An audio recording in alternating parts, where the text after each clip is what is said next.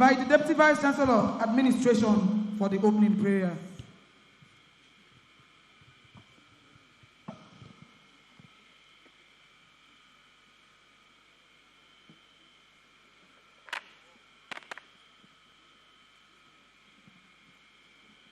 Let us pray. Heavenly Father, I want to thank you for another wonderful day like this. Thank you for the journey mercy granted to our visitors. Thank you, O God, because of this very occasion, we hand it over unto you. Holy Spirit, we pray to take perfect control. Lead us to the end, that your name be glorified. In Jesus' mighty name we pray. Thank you. May we please be seated. Like I said earlier on, before the arrival of the entire inviting management and actually the arrival of the entire Imo State to this conference hall. Everything we are doing today is actually at the instance of the University Vice Chancellor. But today, the Vice Chancellor said that while doing it at our instance, that we should do the entire bidding of His Excellency, the Executive Governor of Imo State, our own Onwa, our own distinguished Senator Dr. Hope Odedeka Ozodemma. So while working at the instance of the Vice Chancellor, we are doing the bidding of the Governor. Thank you. So we'll quickly want to now take the introduction of the university management.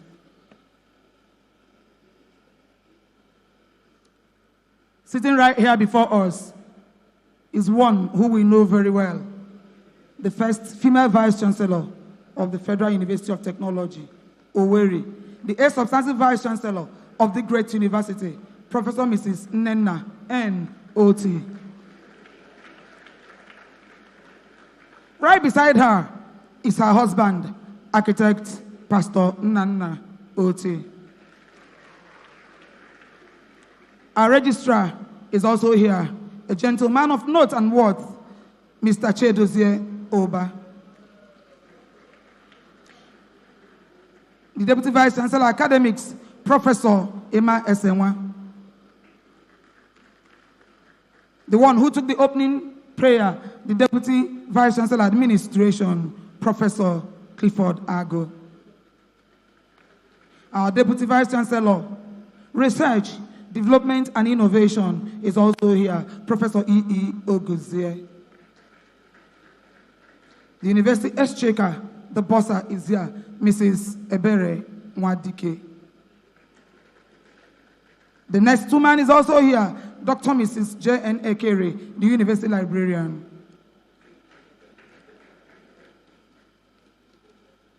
Right beside her is the University Orator and the Chairman of University Lecture Series. This is one of the events of the lecture series, Professor Babington Esono. And the last but not the least in the management team is our ceremonial chairperson, Professor Mrs. Nwakego Ikoro.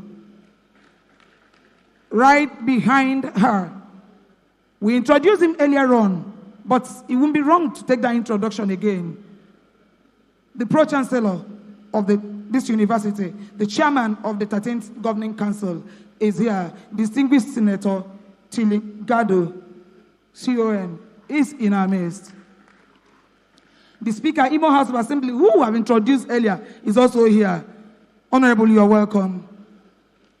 Right behind our principal officers are the members of the 13th Governing Council. And our deans, we've done their introductions. Our heads of units, we've done their introductions while they were filing in. I don't know if it beholds on me to introduce the rest of the persons, the distinguished persons, personalities on the podium. But beside the governor is Her Excellency, the Deputy Governor of Imo State, Lady Chinyere Ihoma Ekomaro.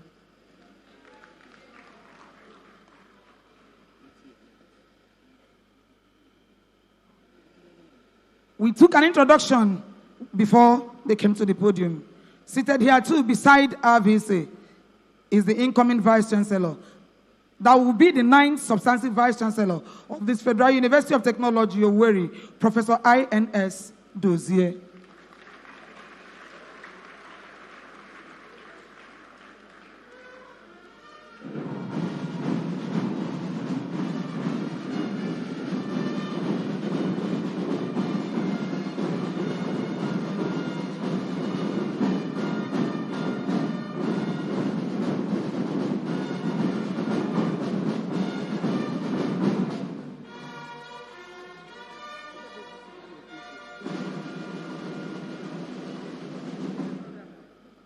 Thank you so much.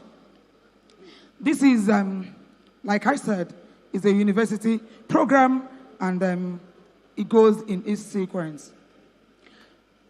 There's one who everybody is waiting for us to introduce, but it's not in my right to introduce him. When the time comes, he will be introduced. He is our own. We want to specially thank our VC for saving the best for the last. We'll have various guests prior to now. How she did it, I don't know. Considering the time of the year, considering his tight schedule, she was able to do this. She was able to bless Futo with the presence of the #1 person of the entire Imo State today. We welcome home our governor. We are not introducing him yet. He is welcome home. I hope we know he's an alumnus of this great institution. He is our own. He is the man who owns us completely and in all its entirety. He is the one who chose to accessorize and beautify this entire state with beautiful network of roads. He is the one who broke the genes of non-salary payment. He is the one who introduced 13th month for the civil servants. He is our own. Every place they have the Onwa. Every place they have the moon. In every place they have the moon. But in Imo State, we have the Onwa Oyoko. When the time comes to introduce him, those who can introduce him will introduce him. It is a rare privilege.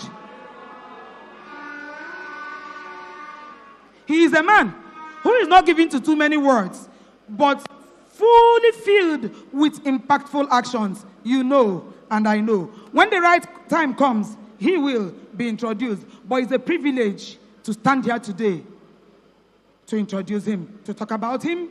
Visima, thank you for doing this. Thank you for bringing Onwa close to us. Thank you for bringing the governor close to us. So at this very moment, we want to invite our Amazon, the 8th substantive Vice-Chancellor of the university, Professor Mrs. Nnenna N. Oti, for her brief remark. Visima.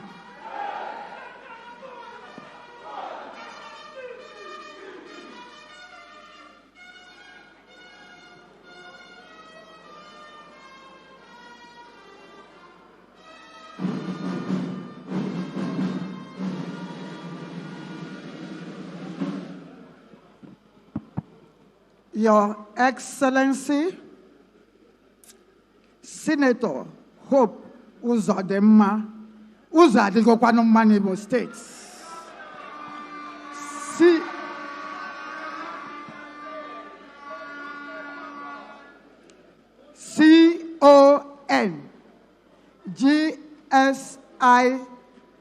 GSGI, Governor of Imo State, Chairman Progressive Governors Forum, and Director General of the Renewed Hope Ambassadors, on this blessed day to deliver the 38th Convocations lecture of this great citadel of learning. This happens to be, by the special grace of God, my last convocation ceremony. And this, therefore, will be the last time I will chair a convocation lecture of this university. I'm not a politician. By the way, I stand on the already established protocols.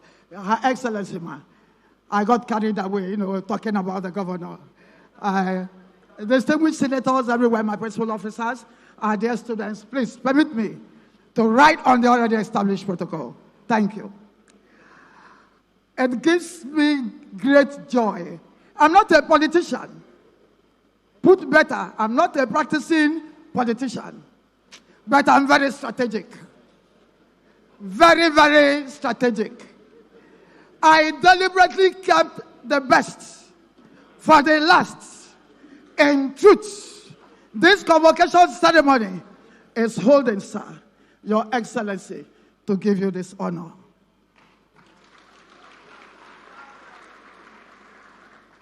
I could not have chosen, the university could not have chosen, council could not have chosen a more qualified and distinguished convocation lecturer to address us on Nigerian Universities of Technology. Nigerian Universities of Technology must lead in the fourth industrial revolution or jeopardize the nation's future. I rest my case here as we await him to do what he knows how to do best. Thank you. A round of applause for our VC. A round of applause for our Amazon.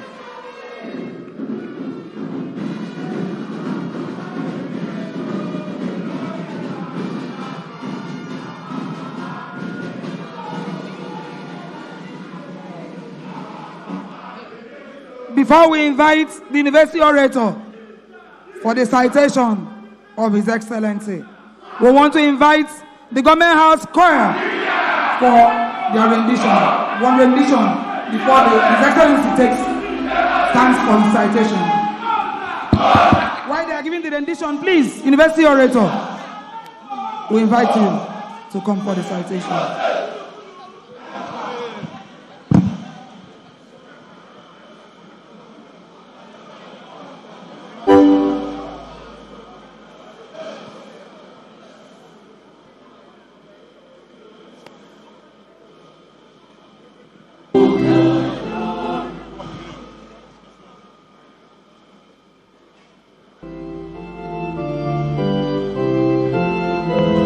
While the rendition is ongoing, we want to invite the university orator, Professor Baptist Oh God, help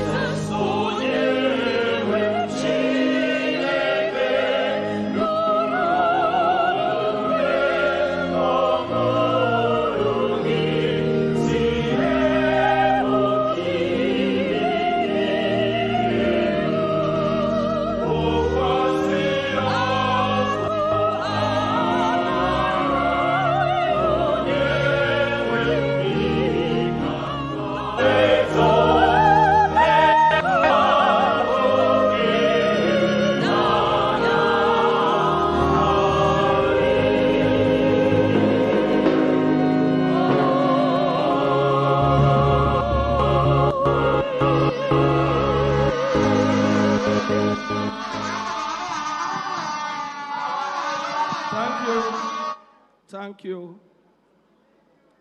Thank you. May I humbly, most respectfully request His Excellency, please, to stand. Thank you, sir. Federal University of Technology, Owerri, Nigeria, special citation on His Excellency, Distinguished Senator Dr. Hope Odidika Uzodimma, CON, GSSRS, GSGI, the Executive Governor of Imo State, Nigeria, presented on the occasion of the 38th Convocation Lecture of the Federal University of Technology, Owerri, on Thursday, 4th June, 2026. Your Excellency, the President and Commander-in-Chief of the Armed Forces of the Federal Republic of Nigeria, and visitor, Federal University of Technology, Owerri, President Bola Ahmed Tinubu, GCFR. Your Excellency, the Executive Governor of Imo State, Distinguished Senator Dr.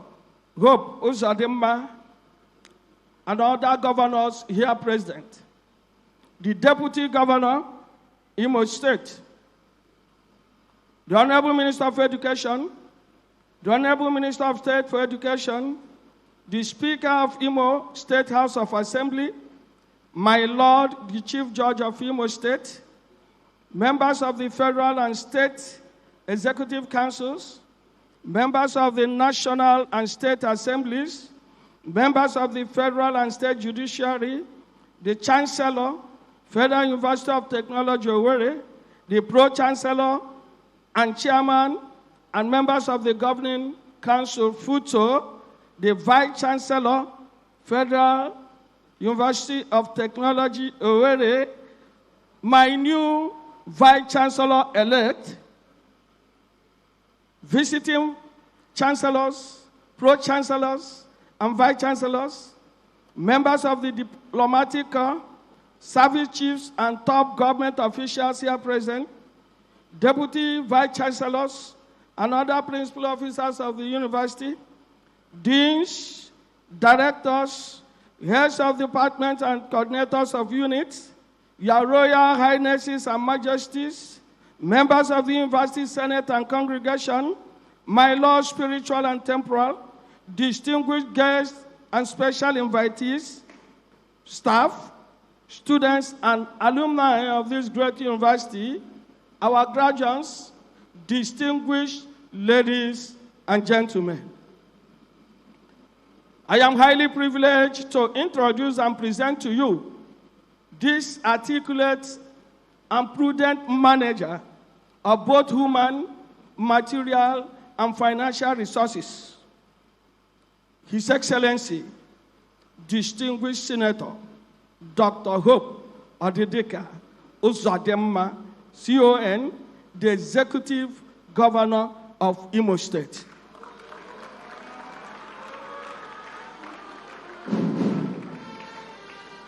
Thank you.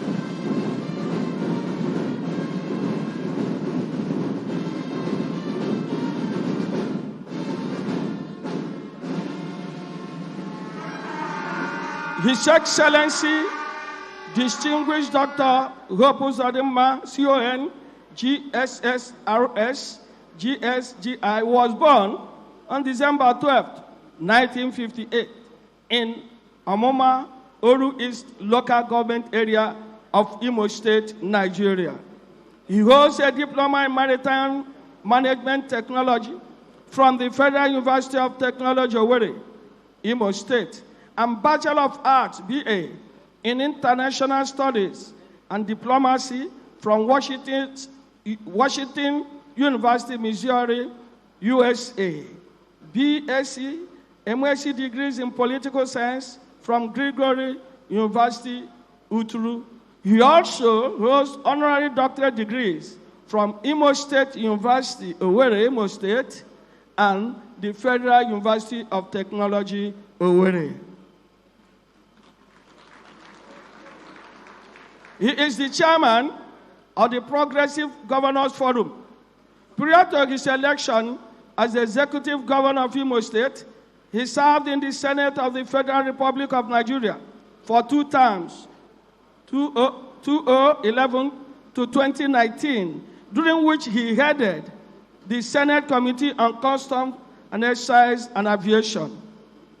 As the Executive Governor of Imo State since January 15, 2020, Senator Dr. Uzodimma has changed the infrastructural landscape of Imo State through his popular Road Revolution project, including the iconic Assumpta Twin Flyover, reactivation of public water supply, revival of moribund public industries, provision of quality healthcare delivery system, and quality education. Beyond renovating and equipping primary schools in the 305 electoral wards, he established 3 new universities in addition to an existing one, as well as College of Education and a polytechnic. In effect, his administration funds and sustains 6 tertiary institutions, ensuring that Imo State indigenes have ample opportunities to pursue higher education. The list of achievements in infrastructure development in Imo State is extensive and includes the commissioning of a state electricity power plant, making Imo State one of the first states in the country to achieve this milestone. Another area that Governor Uzodimma has distinguished himself as a visionary leader of note is in the area of leading Imo State into the new age of digital economy. Imo State is the first and only state that has established a ministry of digital economy and e-government.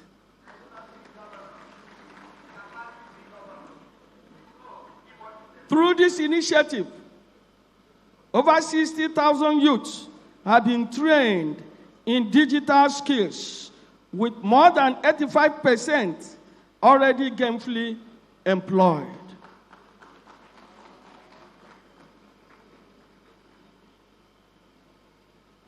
The target is to train 500,000 youths within the next 2 years. To cap it all, Governor Uzodimma is currently fervently pursuing the dredging of Uguta Lake/Orash River to the Atlantic with the support and approval of the federal government.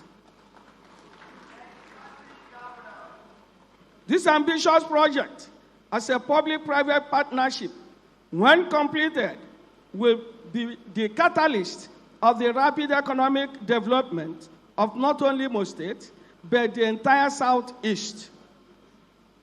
Governor Uzodimma is a proud recipient of the national honor of the Commander of the Order of the Niger, CON, and several traditional titles. However, he is particularly happy to be called Onwa-Netirola.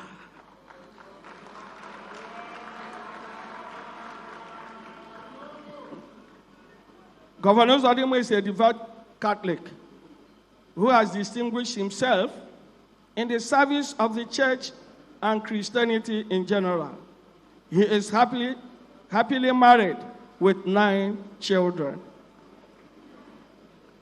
Honorable Chancellor, sir, Pro-Chancellor, my Vice-Chancellor, ma, permit us to begin to rise, to usher to the podium an Assistant Administrator, a political gladiator, a very active governor who has superlatively piloted and transformed Imo State. His Excellency, distinguished Senator Dr. Hope Uzodinma, CON, GSSRS, GSGR, the Executive Governor of Imo State, Nigeria, to deliver the 38th Convocation lecture of this great university. Thank you.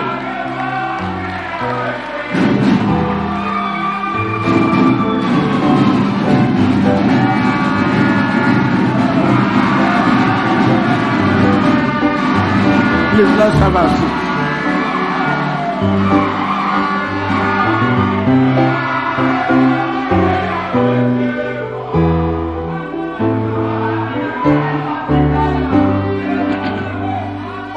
Okay. Let's sit down, please. Sit down. Let's have a seat.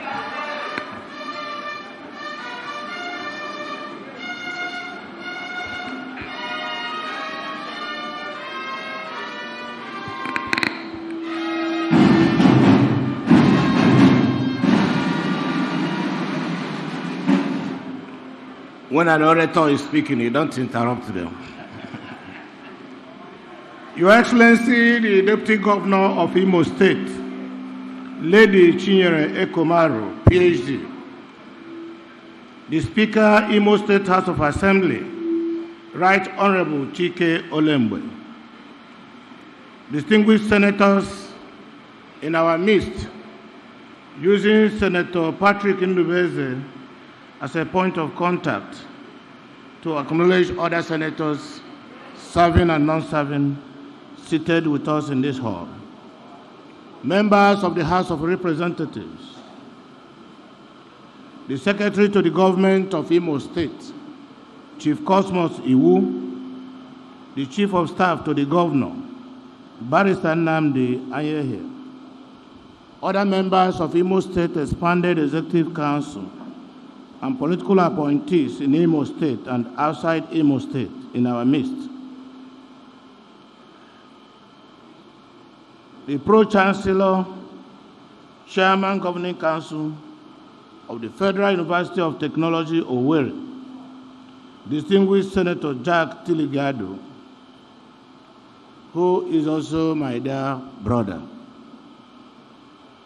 The Vice Chancellor, Federal University of Technology, Futo, Owerri, Professor Mrs. Nenna N.O.T., GP, RSS, OEHF, and her dear husband, Pastor Architect Nana Ya Oti, Agwine, and an Amazon of our time. Heads and members of statutory commissions, boards of federal government agencies in our midst. The Vice Chancellor designate of the Federal University of Technology, Owerri, Professor Ikechukwu Dozie, the council members, the Senate, management and staff of Federal University of Technology, the student community, the Government House Choir, the Government House Chaplain, Reverend Professor Gilbert Alaribe, and other members of the clergy and the religious in our midst, esteemed leaders, dignitaries and invited guests, members of the press, ladies and gentlemen. I am very delighted to be in your midst today to deliver the 38th Convocation lecture of this great institution. I'm therefore grateful to the management, the Chairman and Governing Council, the Senate of the University for this great honor done to me. Whenever I accept an invitation to deliver a public lecture such as this, I spend a great deal of time pondering over what would be an appropriate topic for the occasion. In doing so, I consider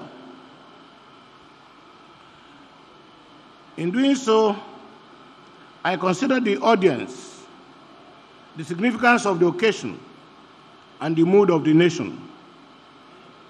Often I use the opportunity to x-ray some aspects of our development that keeps me awake at night. This case is slightly different because in addition to my being ever interested in the welfare of this institution, I have a history with this great institution because I'm an alumnus.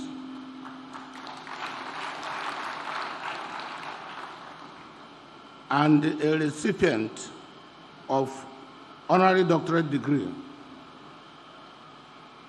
This makes my assignment here today a unique one, and I can consider it a homecoming as well. For that reason, it demands the best of my time. The question is, why this lecture?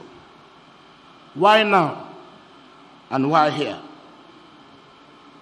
Because of the foregoing, when I received the invitation to deliver this lecture, I knew the easier path was open to me. I could have come here today and done the usual thing, extend my congratulations to the graduating class, pay tribute to the outgoing Vice-Chancellor, Professor Nenna Oti, whose tenure ends formally on the 18th of June this year. Felicitate and extend my best wishes to the incoming Vice-Chancellor, Professor I.N.S. Dozie, who will assume office on 19th of June. Thereafter, I will go on to paint an uplifting picture of the future, punctuated with a few quotations and utter some kind words. I could have decided to mention that in a recent survey of 10 best universities of technologies in Nigeria, FUTO ranked second. I probably would have noted that in the last 46 years, FUTO has graduated over 50,000 students. Thereafter, we take some photographs, and that will be it. But I've chosen a different path because FUTO is home. Again, this institution, this audience, and this moment deserve a deep degree of reflection and introspection. This university, aptly named the Federal University of Technology, Owerri, is not an ordinary university by any measure. It is one of the first generation universities of technology, established in 1980 by President Shehu Shagari, with the specific purpose of driving Nigeria's technological development. It is still the only federal university of technology in the entire Southeast. Thus, it carries the engineering hopes of a region and the technological burden of a nation. 4 decades down the line, it stands at a hinge point in its history between the leadership of one Vice-Chancellor and the leadership of another, at precisely the moment when the world outside these gates is undergoing the most rapid economic and technological reorganization in human history. I do not think this hinge is accidental. I believe rather that it is providential and demands that we use this convocation ceremony to remind ourselves of some hard truths. So let me set the proposition before you in the bluntest of terms. Our country, Nigeria, and our continent, Africa, missed out on the first, second, and third industrial revolutions. One of the sad consequences of this failure is that our continent has remained the cheap source of raw materials and labor to the developed world. I have no doubt that FUTO and its peers were born out of the urgent need to close the widening technological gap between us and the developed nations, and by so doing, rewrite our history and change our developmental trajectory.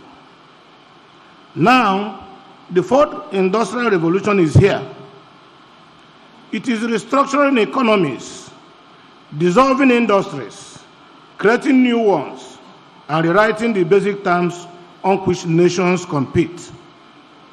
The question before this country and before this institution in particular is whether we are moving with it or standing still and watching a generation of young people, the most populous and most technological curious cohort in Africa, locked out of an economy they were born into, but never given the tools to enter.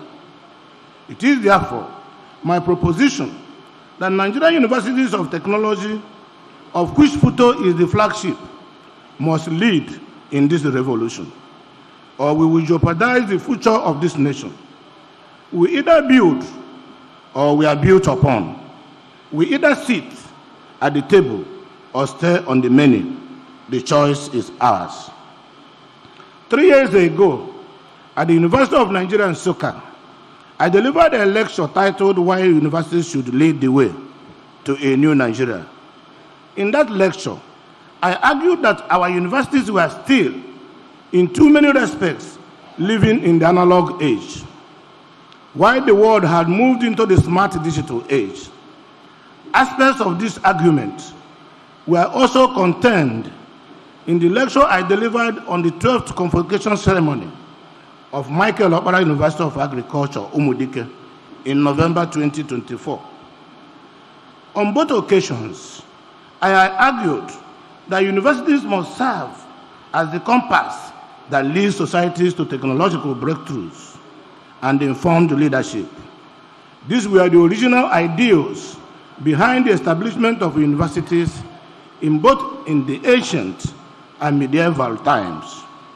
The first university ever founded in the world, the University of Bologna, which was established in 1088, was created to protect academic freedom, enforce teaching standards, certify professionals, and meet societal, practical, and administrative needs.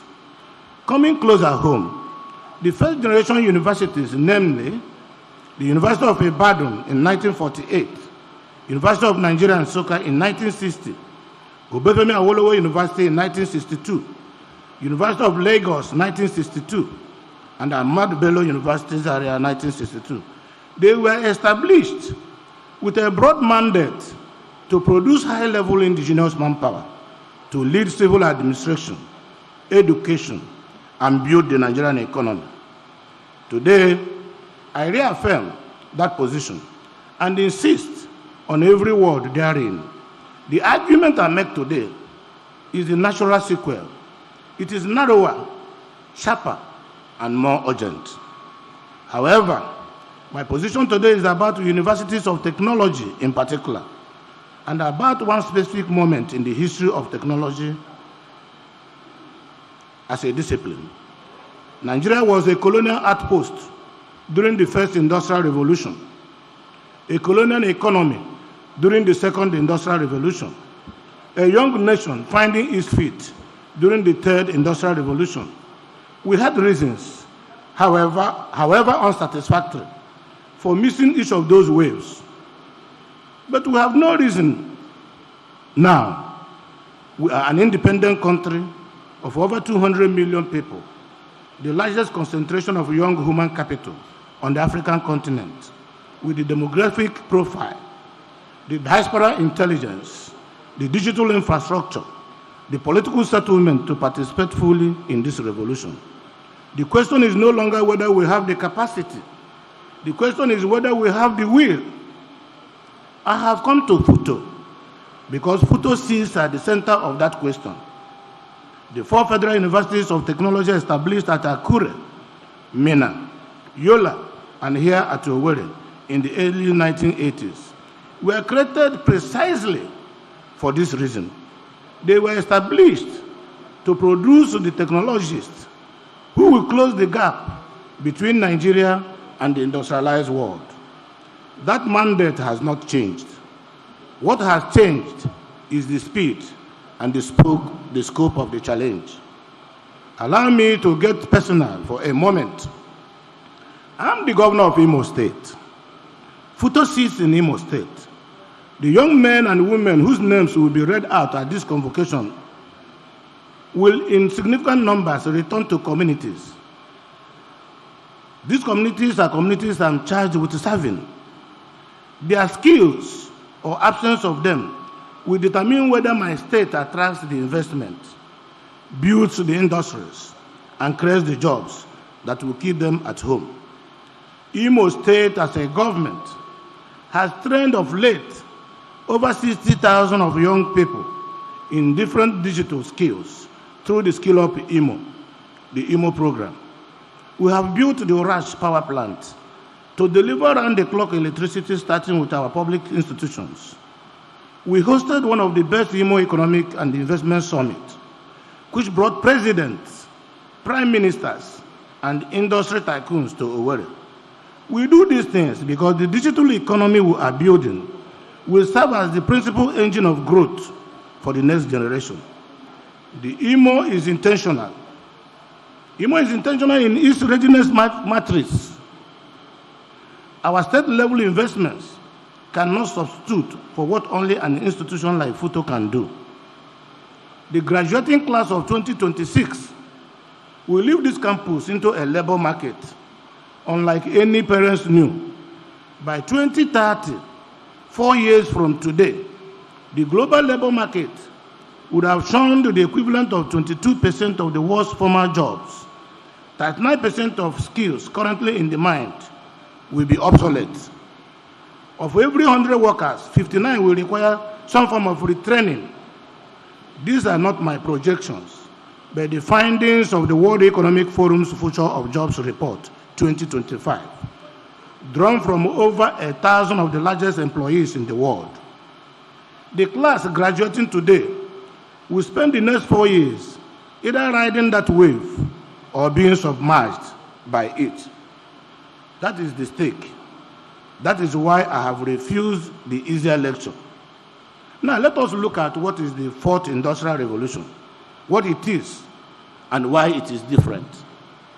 The fourth industrial revolution is the name now given to a wave of technological change driven by the convergence of artificial intelligence, robotics, biotechnology, quantum computing, the Internet of Things, additive manufacturing, and a cluster of related technologies. The term was popularized by Klaus Schwab, founder and executive chairman of the World Economic Forum, in a 2016 article and in his 2016 book of the same title. The fourth industrial revolution Schwab described. He described this revolution as fundamentally different, both in scale, in scope, and complexity from any transformation humankind has experienced before. His central observation, worth pausing on, is that it is characterized by the fusion of the physical, digital, biological worlds into a single integrated system of production, exchange, and human experience. That fusion is what makes it different. The first industrial revolution, beginning in Britain in the late 18th century, mechanized production through steam and water power. The second, in the late 19th and 20th centuries, enabled mass production through electricity and assembly line. The third, in the latter half of the 20th century, automated production through electronics and computers.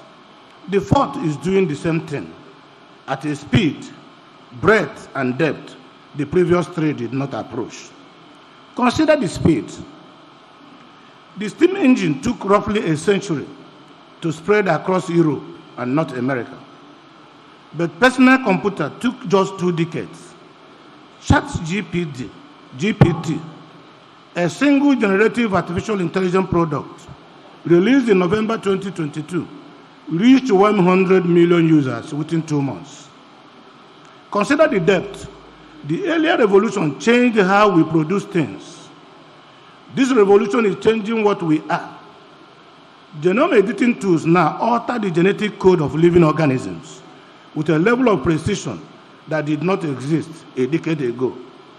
Machine learning systems generate text, images, music, and computer code increasingly indistinguishable from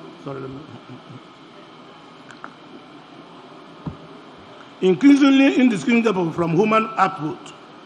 Brain-computer interfaces are moving from laboratory experiments to clinical trials. The lines between human and machine, organic and synthetic, physical and digital, are being redrawn in our lifetimes. We now live in a world where biggest taxi companies like the Uber and Bolt do not have a single taxi vehicle of their own. Similarly, Booking.com, Airbnb, they do not own most of the homes, apartments, or buildings listed on its app. Electric vehicles and driverless vehicles, which were considered futuristic a while ago, are now here with us. Telemedicine, the remote delivery of healthcare services, including consultation, examination, and prescription, is also at our fingertips. There are many examples to give, but I'll stop here. The implications are concrete and underway. As I earlier referenced, the World Economic Forum's of Job Report 2025, which was drawn from over 1,000 of the world's largest employers, representing 14 million workers across 55 economies, projects 170 million new jobs to be created globally by 2030, 92 million jobs displaced. The net gain of 78 million conceals is that over 22% of the global formal labor market will be shunned out. The workers who held the displaced jobs are not the workers who will hold the new jobs. Unless the gap is bridged through deliberate retraining, about 86% of employers surveyed identified artificial intelligence and information processing as the single most transformative force reshaping their businesses, while 60% identified broadening digital access as the most transformative trend overall. The economic value at stake is staggering.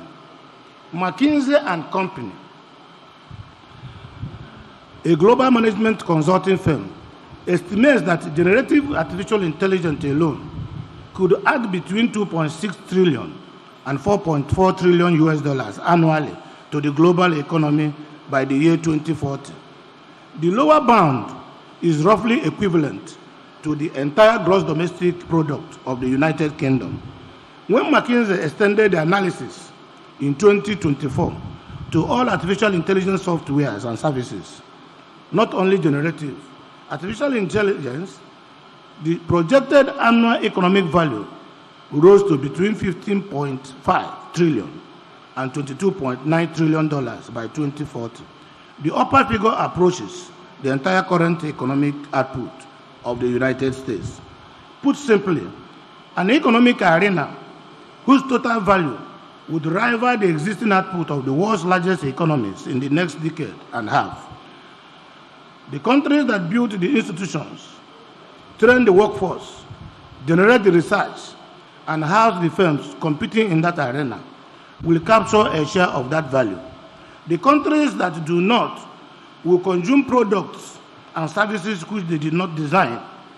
They will pay license fees on intellectual property which they do not own, and export their best young minds to economies that did the work to attract them.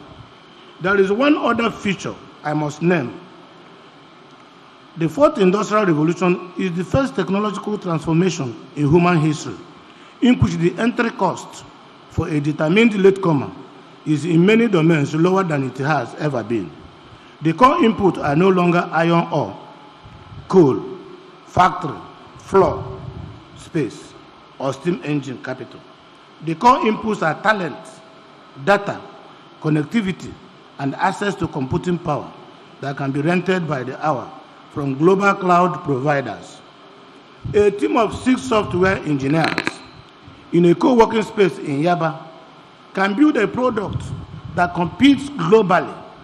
A graduate student in a laboratory in Owerri can train an AI model on a publicly available data set using credits from a major cloud provider. The infrastructure of participation has been dramatically and drastically democratized. That is the opportunity. The corresponding risk is that the same democratization cuts both ways. A young Nigerian developer is no longer competing with the developer down the street. He or she is competing instantly with peers in Kigali, in Nairobi, Warsaw, or South Korea.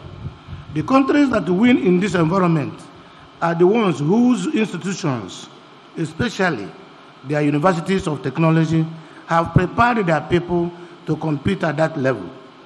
Let us look at the evidence now. This revolution is already shaping. The evidence, the fourth industrial revolution, to show that the fourth industrial revolution is already shaping so many economies. I will be specific. The argument so far rests on global aggregates. Let me ground it in specific economies and named and the date all this has already been done. Companies and economies that have been restructured by the fourth industrial revolution. In December 2019, the government of the Republic of Korea published its national strategy for artificial intelligence, an operational plan with measurable targets, ministerial responsibilities, and budgetary allocations. The government committed to positioning Korea as a leading nation in the global AI economy by 2030, with ambitions to become world-class in AI competitiveness and to leverage its ICT strengths. The Korea Advanced Institute of Science and Technology established the Kinjal Graduate School of AI, a dedicated AI graduate school that opened in 2019. Industry partnership with major firms like Samsung, LG, SK, Hinz, and Hyundai were structured to absorb graduates and fund directed research and AI-intensive infrastructure. South Korea now ranks consistently among the global top tiers in AI-related patent filings and semiconductor technology, including the first in AI patents per capita, and a leading position in industrial AI adoption. South Korea did not stumble into that outcome. South Korea engineered it. Singapore offers a second case. This state of fewer than 6 million people, the smaller in population than Lagos, has positioned itself as one of the world's most consequential AI hubs.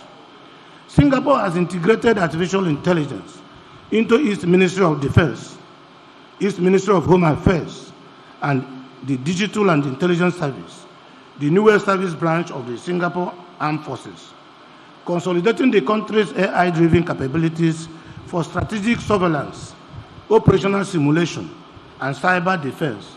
Singapore now hosts regional headquarters of major AI and engineering hubs for Google, Microsoft, and Meta, with these firms anchoring their Asia-focused AI and cloud operations in the country.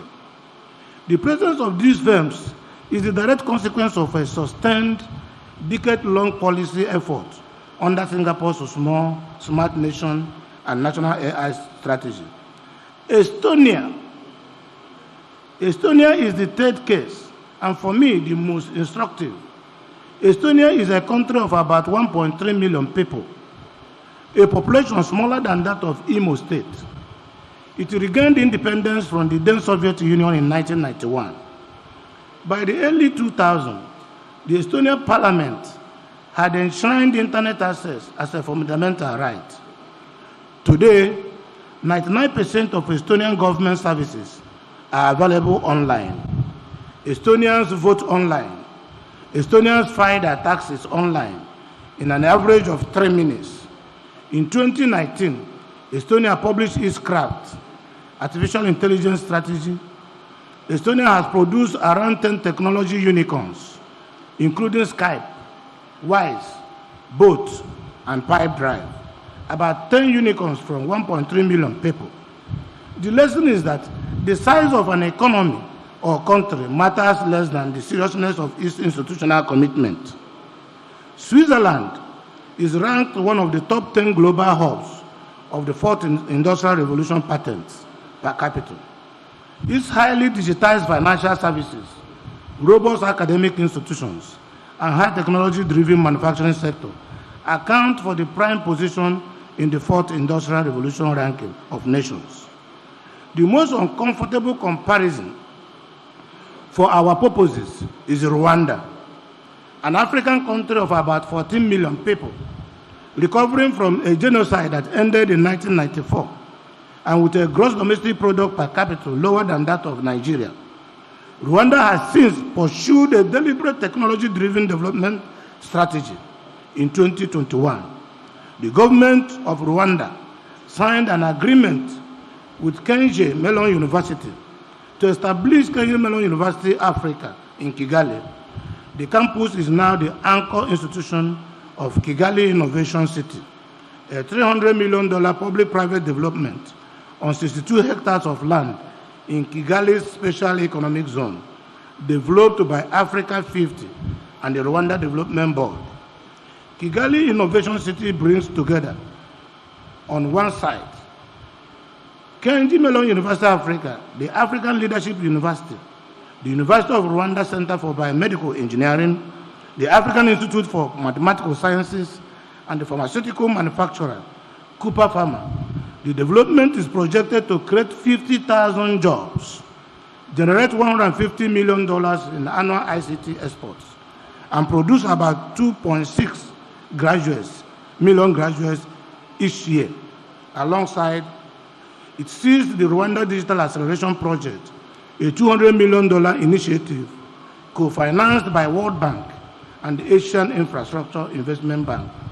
It is remarkable that Rwanda, a country of just 14 million people, post-genocide, with lower per capita income than Nigeria, has built in 15 years what Nigeria has not built in 65 years. It should be clear that the missing ingredient is neither money nor talent. If anything, the missing ingredient is institutional discipline, sustained over time. Here are other examples.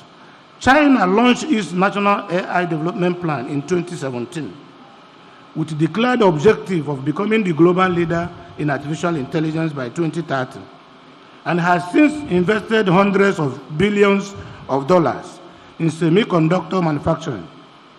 AI research centers at universities such as Tsinghua and Peking, a national network of AI industrial parks.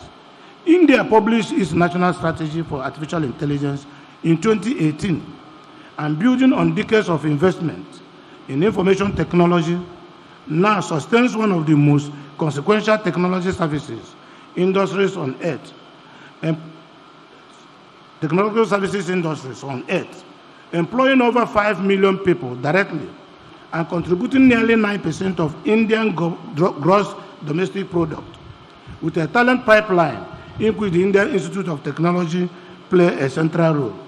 By the most recent count, more than 60 countries have published national artificial intelligence strategies.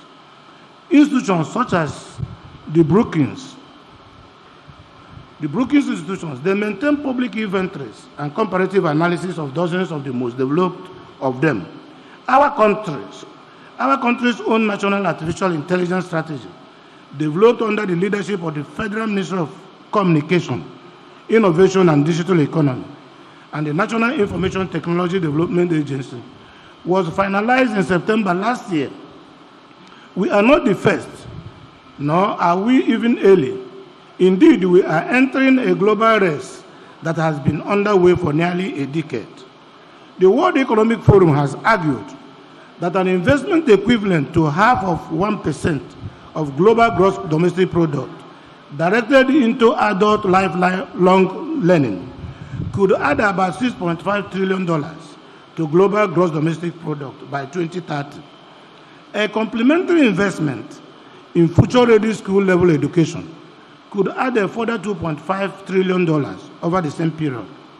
The countries that make that investment will capture a disproportionate share of the return. The countries that do not will discover somewhere around 2032 that the gap between themselves and the leaders has widened into something resembling permanence. But the question is, what universities of technology have done elsewhere. The countries I've just mentioned in my examples did not transform themselves by government effort alone. In every case, a small number of universities of technology stood at the center of the transformation, functioning as the institutional engine that converted national strategy into economic outcome. This is the part of the story most relevant to this distinguished audience. Stanford University remains the most studied case in modern economic history. In 2012, Stanford professors Charles Esley and William Miller completed a systematic survey of the economic impact of Stanford alumni and faculty. Their study established that companies founded by Stanford graduates generate $2.7 trillion in annual world revenues and have created 5.4 million jobs since the 1930s. The companies include Google, Hewlett Packard, Cisco Systems, Sun Microsystems, Yahoo, Tesla, Netflix, Charles Schwab, Nike, and Gap.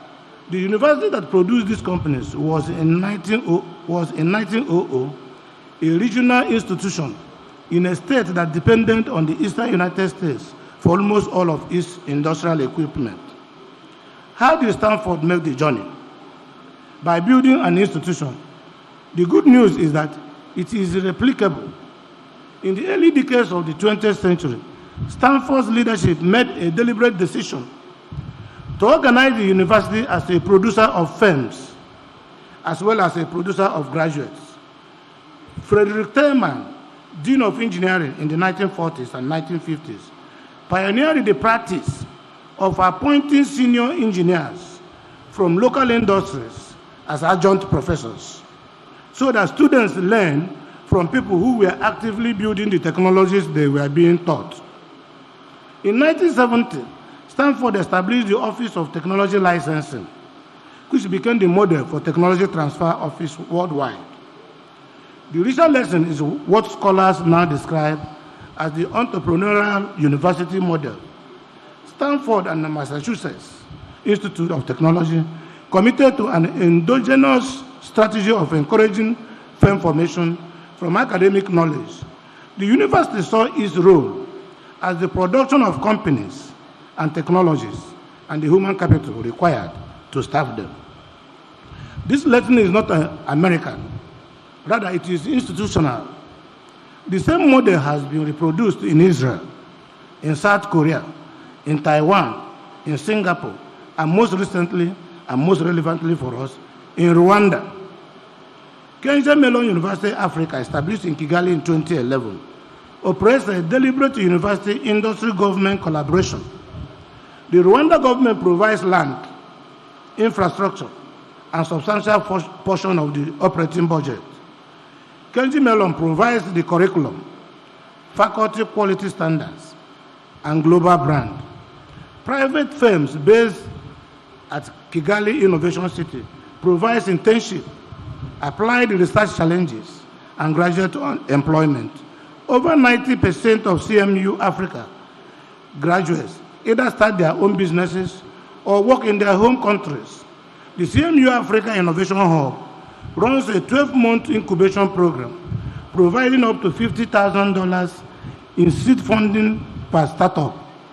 This is such a complete pipeline from student admission through global standard education, through seed funding, through industry placement, and through commercial scale. The Indian Institute of Technology, established in 1951, admits fewer than 17,000 students out of more than 1 million who sit the entrance examination each year. Their graduates have founded or led Sun Microsystems, Flipkart, Infosys, Snapdeal, and form a substantial fraction of the senior engineering ranks at Google, Microsoft, and IBM. The Technion in Israel, founded in 1912, is the institutional engine behind an Israeli technology industry that has produced over 100 companies traded on the NASDAQ, including Mobileye, which was sold to Intel for $15 billion in 2017, and was sold to Google for over $1 billion in 2013. Across all of these institutions, we observe the same pattern. They were established with a specific national technological mandate. They were funded, governed, and staffed in many ways that allowed them to fulfill that mandate over multiple decades. They integrated themselves structurally with industry, with government, and with international research networks. The University of Technology that successfully drives national transformation is structured around 5 operating principles. First, each curriculum is updated continuously to reflect the frontier of the technologies it teaches. Second, each faculty includes practitioners drawn from industry alongside career academics. Third, each research agenda is shaped by problems with commercial application alongside problems of purely academic interest. Fourth, each students are taught to build firms, write codes, file patents, and raise capital alongside being taught to write. It is not only by teaching them how to write theses, but also how to build firms, write codes, file patents, and raise capital so that they will be able to establish themselves. The fifth principle, the institution operates in structural partnership with government and with industry, so that the boundary between the campus and the economy is porous in both directions.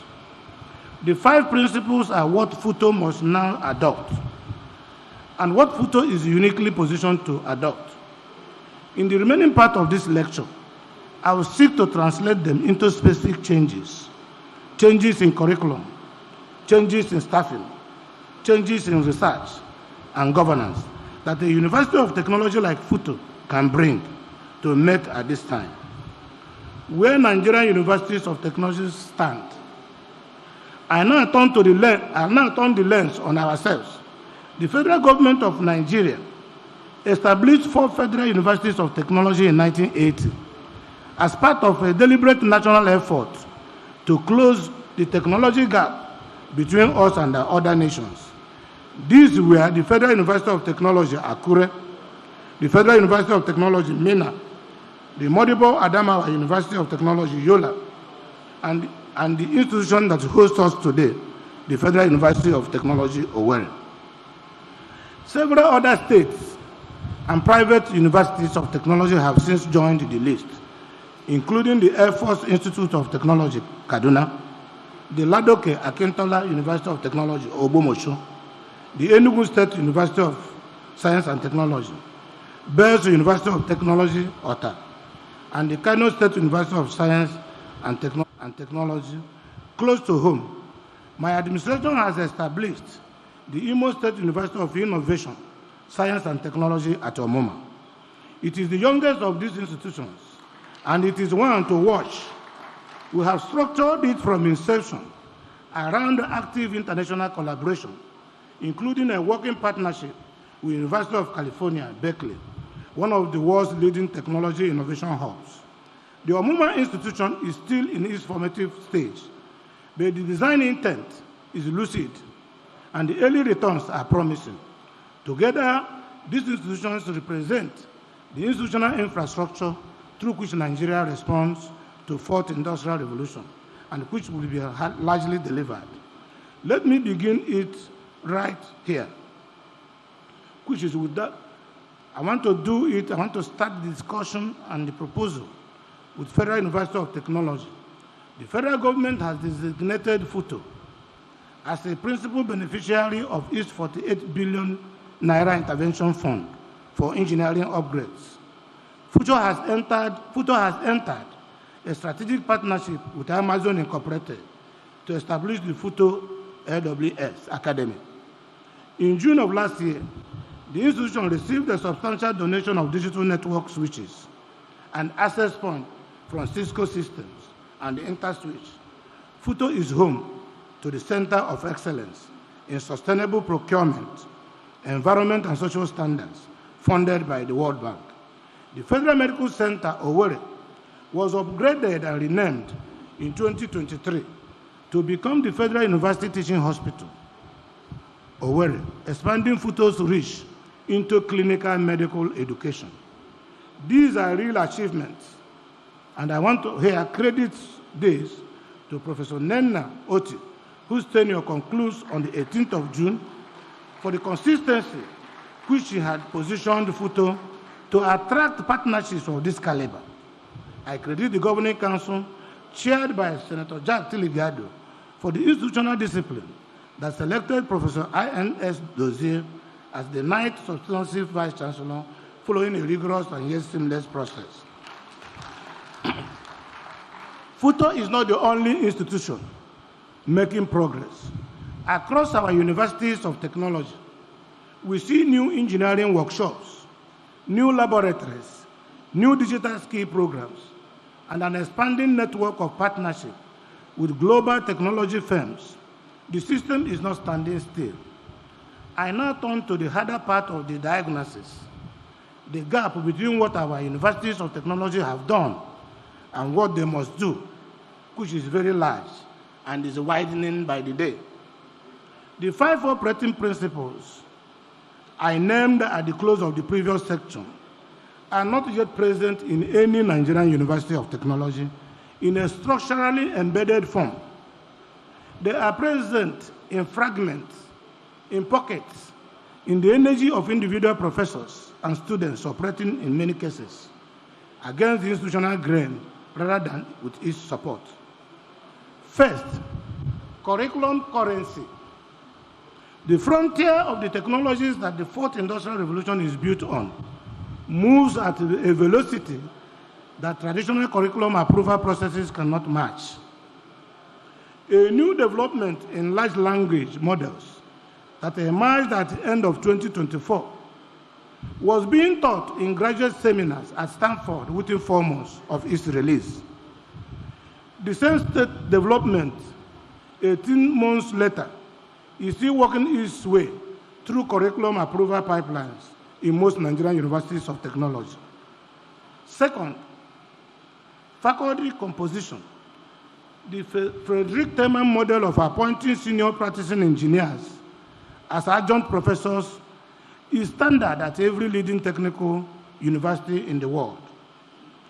It is the exception rather than the rule in our own universities of technology. The result is that students often learn from professors whose last engagement with the working application of their field was a decade or more in the past. Third, research orientation. The dominant research culture in Nigerian universities of technology is oriented towards academic publication for promotion. The work being done in this mode is honorable, but I do not dismiss it. The difficulty is that the research remains largely disconnected from the commercial and developmental problems the surrounding economy needs solved. Fourth, the entrepreneurial pipeline. There is no Office of Technology Licensing in any Nigerian University of Technology that plays the role of Stanford office, which Stanford played when it earned $336 million from licensing Google alone. There is no CMU Africa-style innovation hub built into our universities of technology. Students who graduate with genuinely innovative ideas have to seek capital, mentorship, and infrastructure outside the institution that produced them. Fifth, the structural partnership with industry and government. The partnerships our universities of technology have signed are episodic. A structural partnership is one in which the firm has a permanent presence on the campus, in which staff are seconded in both directions, and in which the relationship is sustained across multiple leadership circles on both sides. There are structural realities that compound these gaps. Funding for federal universities, while improving, remains below the level required to sustain a serious research enterprise at a global standard. The brain drain that took shape in the 2010s and accelerated through 2020s, has stripped many departments of these most talented mid-career academics. Infrastructure failure, particularly in power supply, continue to disrupt the kind of sustained experimental and computational work that frontier research requires. The remuneration of structure of Nigerian academia is not yet competitive with what the same talent commands in the industry, even within Nigeria itself.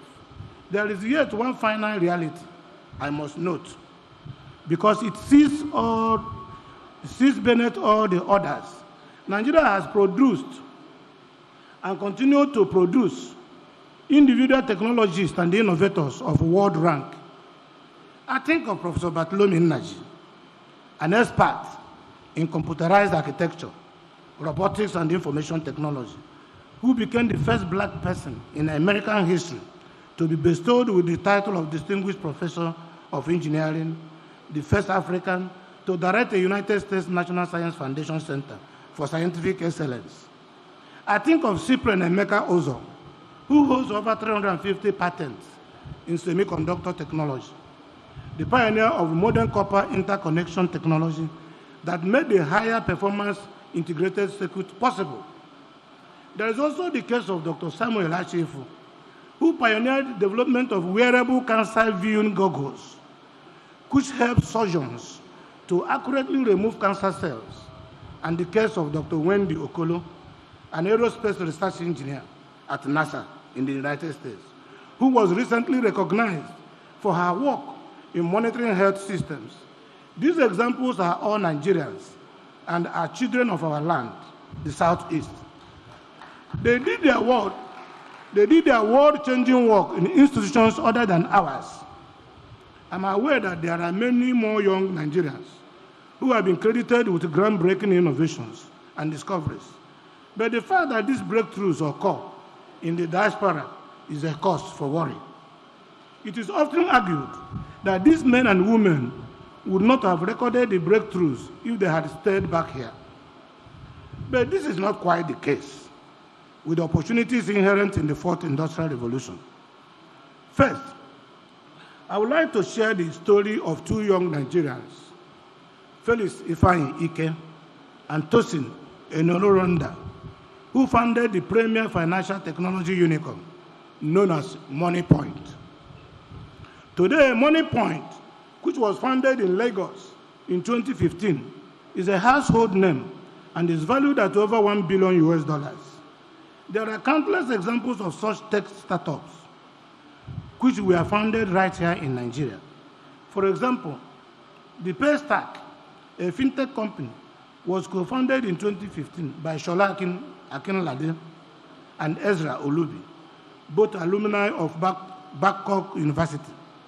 In 2020, Paystack was acquired by Stripe, an American company, for $200 million.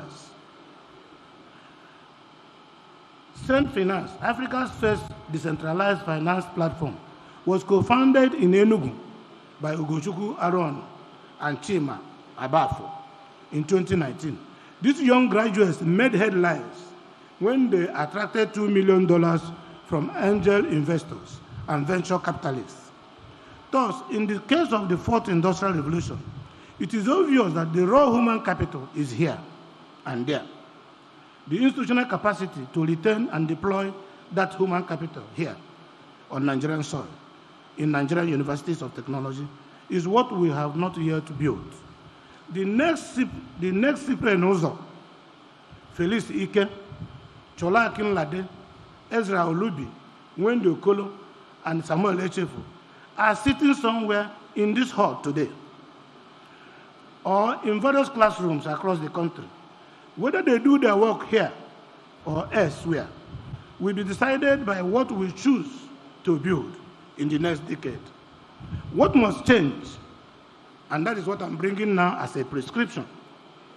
The 5 operating principles are named in the 4th section are the architecture for what follows and what I will take each of them in turns. The curriculum currency, the National University Commission, in coordination with the universities themselves, must establish an accelerated curriculum review track for emerging technology programs with a target turnaround of not more than 6 months between proposal and approval. Every Nigerian University of Technology should adopt a minimum standard requiring that 10% of contact hours in any engineering or computing program be delivered through industry-led modules, updated annually, taught by practitioners from firms operating in the relevant fields. Every Nigerian University of Technology should mandate as a graduation requirement for engineering and computing students demonstrated competence in at least 1/4 Industrial Revolution technology certified by a recognized industry credential. Existing partnerships such as FUTO, AWS, Academy, provide the infrastructure on which this can be built. The question in each institution is whether such partnerships are allowed to remain pilots or are scaled into standard components of engineering and computing degree. The faculty composition. The federal government, working with the National University Commission, should establish a formal adjunct industry professor framework with terms designed to attract senior practitioners from industry, including Nigerians working in technology firms abroad. Because what we are talking about, the fourth industrial revolution, when it is being taught, students must have a practical idea of what these lectures are all about. The framework should permit appointments of 3 to 12 months per academic year on terms that allow the appointee to retain their primary industry role. Nigerian universities of technology should actively recruit from the Nigerian technology diaspora. There are several thousand senior Nigerian engineers and researchers working in leading technology firms in the United States, in the United Kingdom, in Canada, UAE, and across Europe. A significant fraction would respond to a structured invitation to spend one term or one academic year teaching and conducting joint research at a Nigerian University of Technology. Imo State government will be prepared to support Federal University of Technology Owerri in the establishment of such a program, including through co-funding of accommodation and administrative infrastructure required. The next item is the research orientation. Every Nigerian University of Technology should establish a formal translational research office charged with identifying research that has commercial application, supporting the patenting and licensing of that research, and connecting research teams to industry partners and venture capital. The National University Commission, in coordination with the Tertiary Education Trust Fund, should establish a translational research grant scheme distinct from the standard academic research grant, designed to fund research projects with a named industry partner and a defined pathway to application. Each Nigerian University of Technology should identify 3 to 5 flagship research priorities aligned with the developmental problems of the region it serves, and concentrate research resources around those priorities for sustained periods of 7 to 10 years. For a University of Technology in the Southeast, those priorities might include applied artificial intelligence for agricultural productivity, distributed energy systems for communities not yet served by the national grid, cybersecurity for African financial services platforms, and applied biotechnology for tropical disease research. The principle is concentration.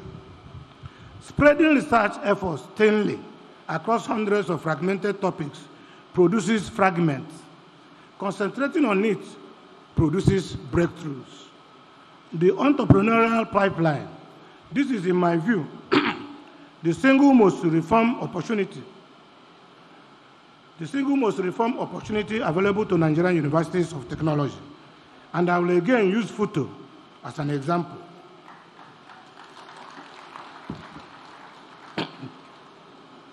A serious entrepreneurial pipeline has 4 components: a technology licensing office, an on-campus incubator, a seed funding mechanism, and a structured pipeline from the incubator into the wider venture capital ecosystem. The resources required for a credible first phase are not prohibitive. A modest fiscal incubator space of 20,000 to 30,000 square feet with reliable power and broadband, a managing director with experience in both academic and commercial environments, a small mentor pool drawn from the Nigerian technology diaspora and from industry partners, a first stage seed money of $1 to $2 million, deployable in tranches of 50,000 to 100,000 US dollars per venture. Imo State will commit as a matter of immediate undertaking from this podium to supporting the establishment of such a pipeline here in Futo.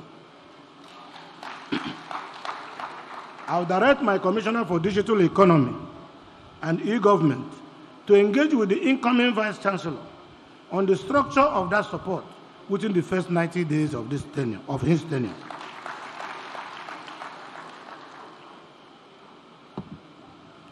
Structural partnership with industry and government. A structural partnership has three components: a permanent industry presence or adjacent to campus, a two-way secondment program between university faculty and industry researchers, and a joint research roadmap aligned over 5 to 10-year horizon. Every Nigerian University of Technology should work towards such partnership in its own context. Here in Imo State, Futo has a spatial footprint to build something analogous to Kigali Innovation City. The institutions occupied a substantial land area here in Owerri West. The state government can and will work with the federal government and the institution to develop a dedicated technology park on or adjacent to Futo campus, anchored by the university with the service sites for industry tenants, integrated power supply from the Owerri infrastructure, and the broadband connectivity at international standard. The vision is specific and implementable within a single political circle if the institutional commitment is sustained.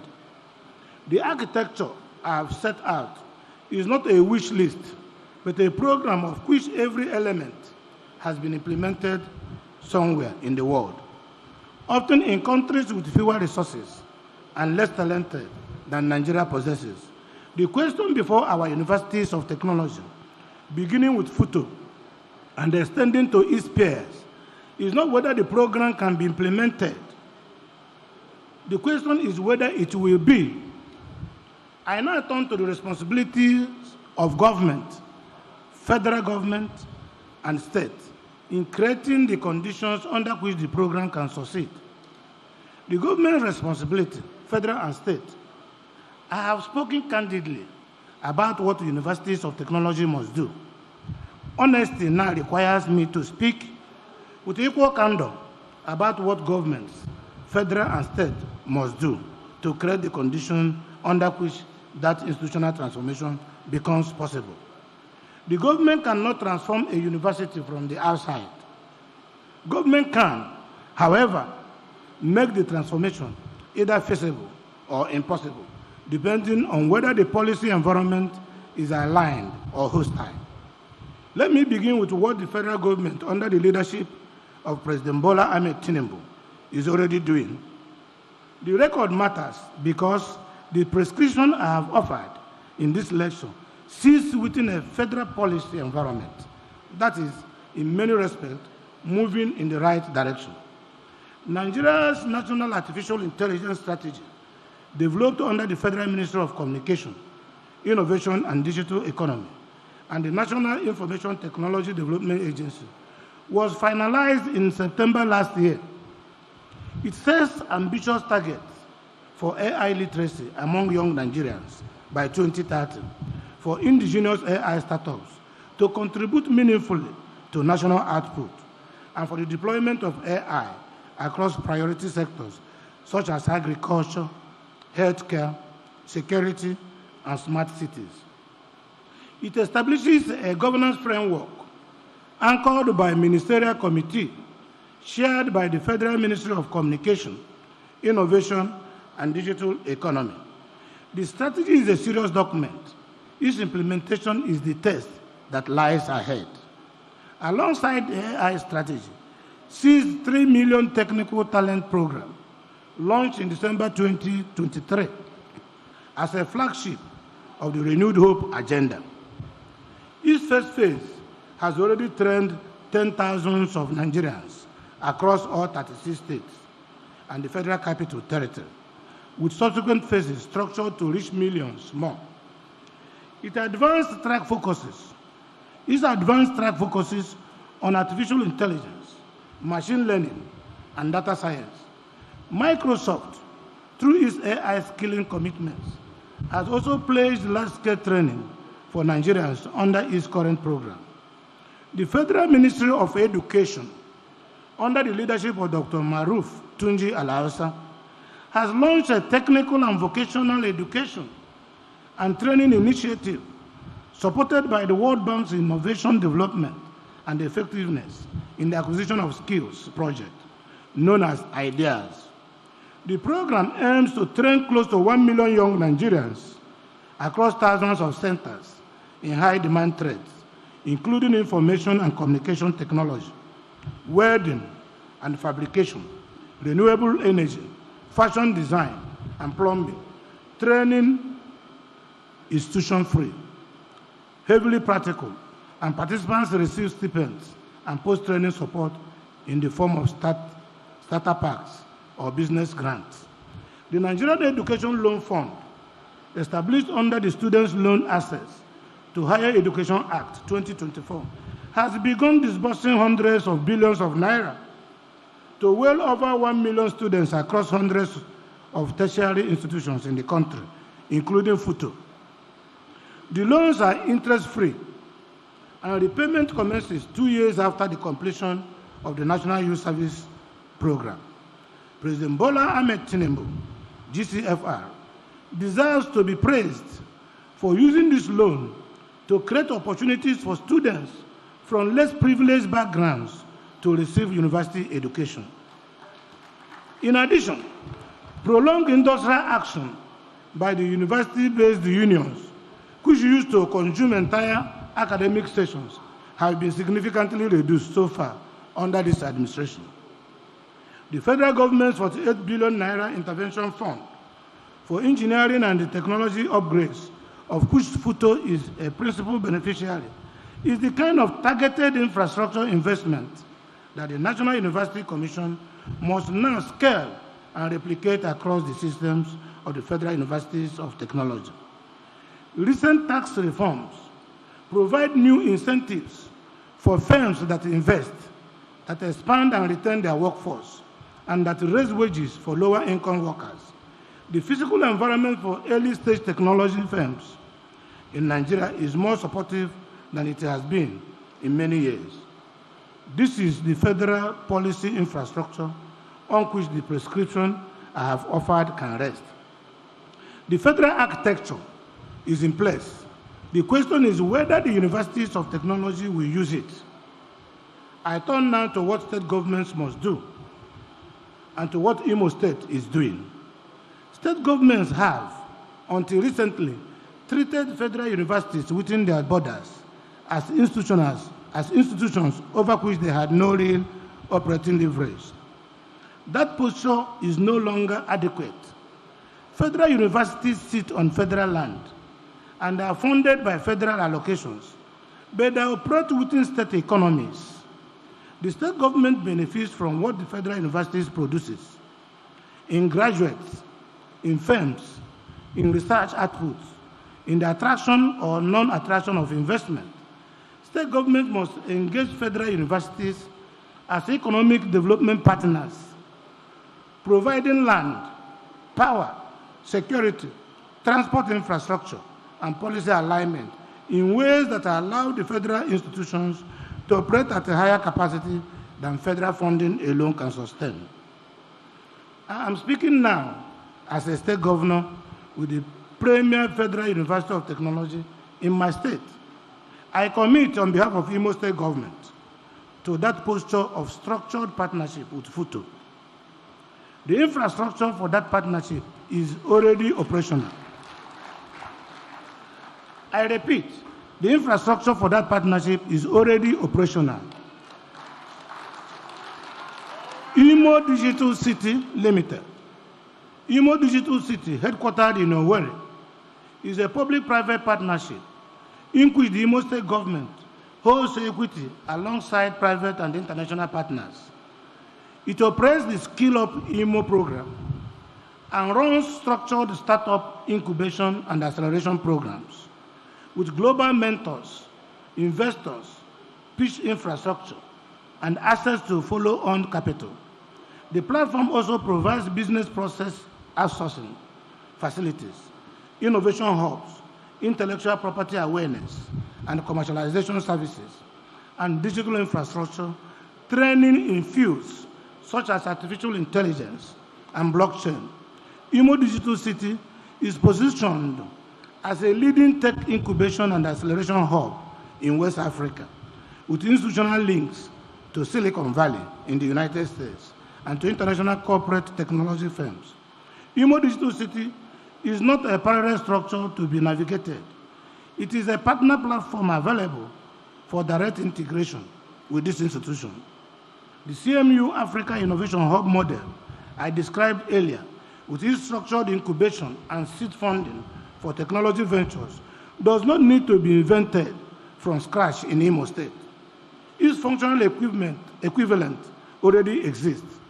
What is required is the structural integration of FUTO's research and entrepreneurship pipeline with the Imo Digital City platform, so that a FUTO student or faculty member with a viable technology venture has a defined pathway from laboratory to incubator to seed funding to commercial scale without leaving Imo State to find any of those resources. The technology park I referenced earlier in this lecture, anchored on or adjacent to FUTO and integrated with Imo Digital City ecosystem, with serviced sites for industry tenants, with the power supply from Owerri infrastructure, and with broadband connectivity at international standard, becomes a credible vision precisely because the Imo Digital City platform already exists to anchor it.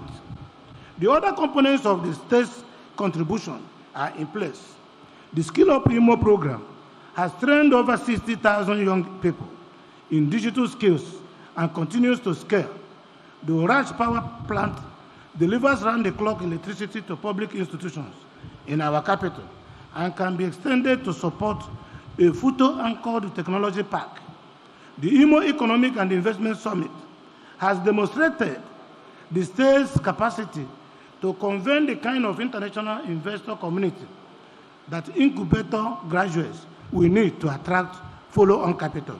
Imo State has ranked by StatSense as having one of the country's lowest poverty rates, behind Lagos, which is a marker of the underlying economic stability that any sustained institutional partnership requires. I do not present these as achievements to be applauded. Instead, I present them as the state-level infrastructure that is now available to be deployed in partnership with FUTO, with the National Universities Commission, with the Federal Ministry of Communication, Innovation and Digital Economy, with the Federal Ministry of Education, and with the international development partners already engaged in this sector. The state has done what it can do unilaterally. The next phase requires institutional partnership of the kind only FUTO and its peer institutions can deliver. The federal government has built the policy infrastructure. The state government has built the operational infrastructure. The universities of technology must now build the academic and the research infrastructure that converts policy and operational readiness into economic transformation. The three layers must align, sustained over time, beyond the electoral cycles, beyond the ministerial transitions, beyond vice chancellor's tenures. That sustained alignment is the work of institutions, and it is the work I am asking FUTO to lead. Now, can we now look at it this way? what is at stake, the consequence of failure, if we fail to ride on this proposition. I have set out what must change and the conditions under which change becomes possible. Honesty now requires me to set out in plain terms what happens if change does not come. A serious convocation lecture cannot end with prescription alone. It must reckon with the cost of failure. In this case, that cost is foreseeable, and it is already accruing. Let me put 4 consequences before you. The first consequence is demographic. Nigeria's median age is about 18 years.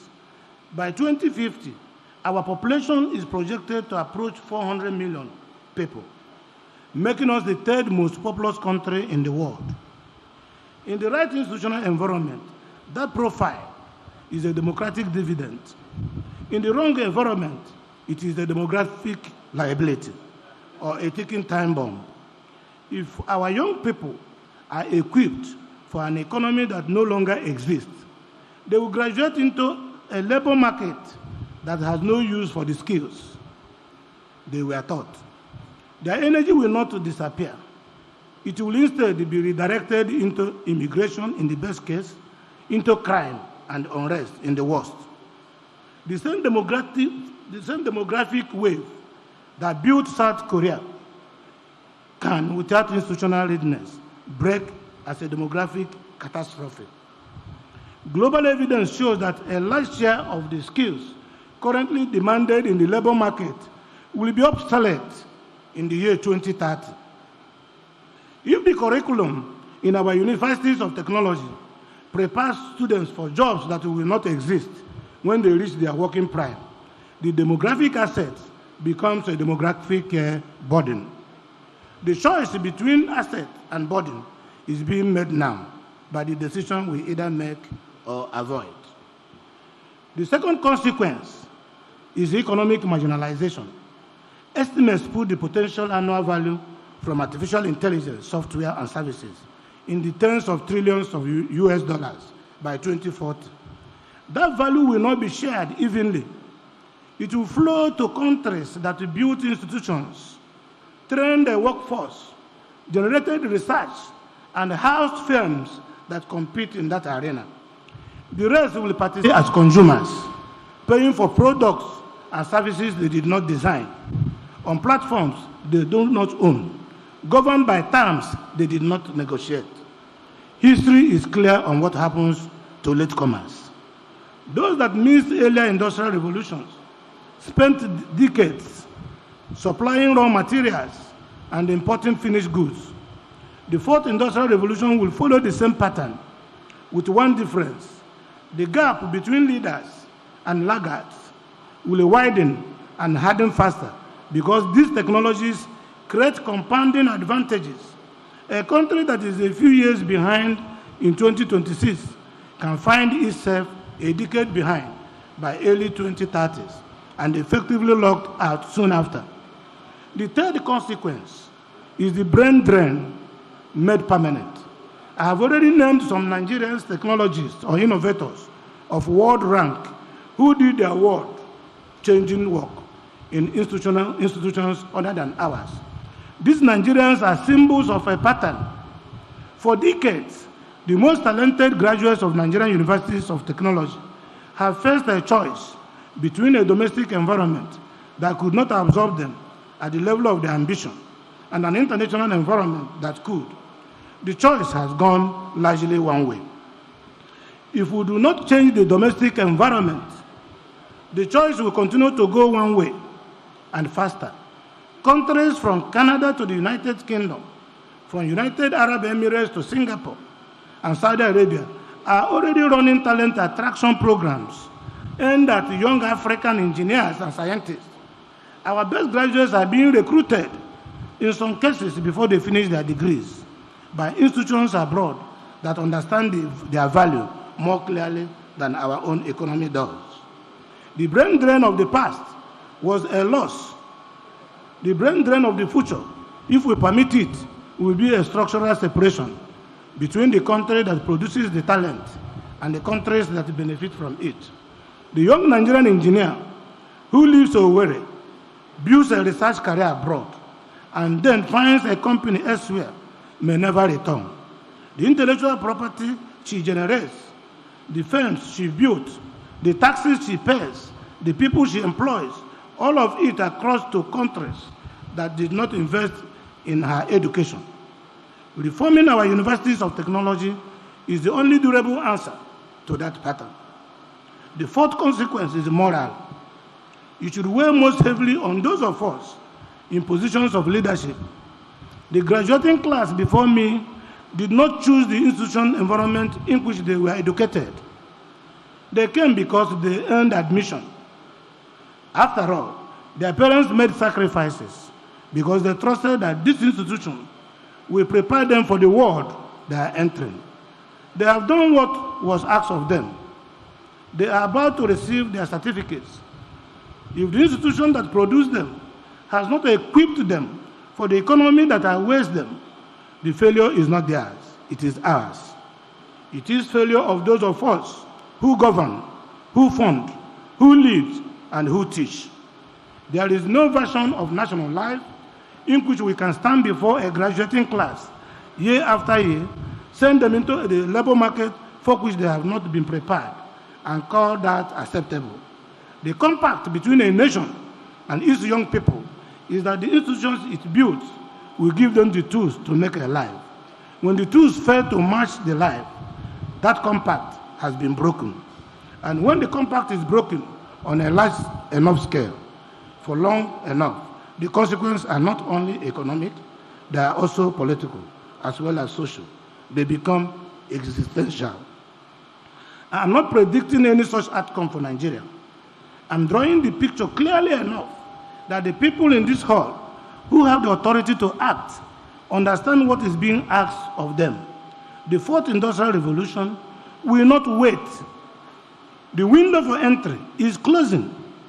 The cost of standing still rises every month. That will do so.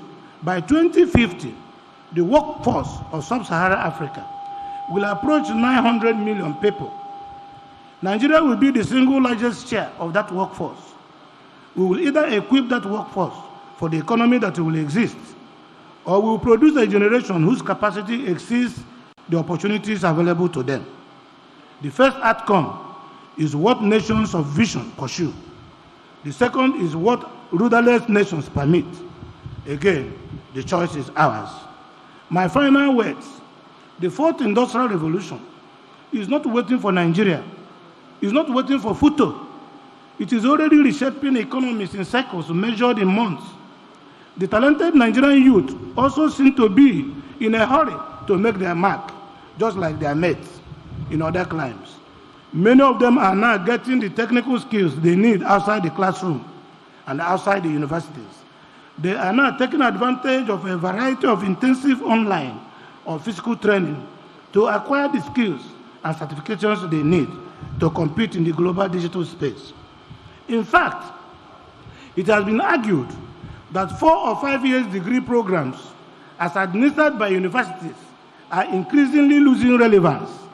Some people have also predicted a drastic decline in the demand for university degrees in the near future. This is largely because employers are more interested in skills and hands-on competencies than certificates. Why spend 5 years in the university when you can get the skills you need in 1 year or less? Well, this is a topic for another day. But I've mentioned it here as food for thought. I want the Futo management and the faculty to bear this in mind as you think about your curriculum of the future. Remember, Nigerians has an abundance of talents. What we have not yet consistently built are the institutions that deploy and retain those talents at the level our young people deserve. Futo, at this hinge moment, between two vice-chancellors, with a supportive national policy environment, a willing state partner, and a young population ready to work, has a chance to become one of those institutions, not just a university that teaches the fourth industrial revolution, but a university that helps Nigeria to lead. At least we can lead. If we cannot lead the world, let us lead in Africa. That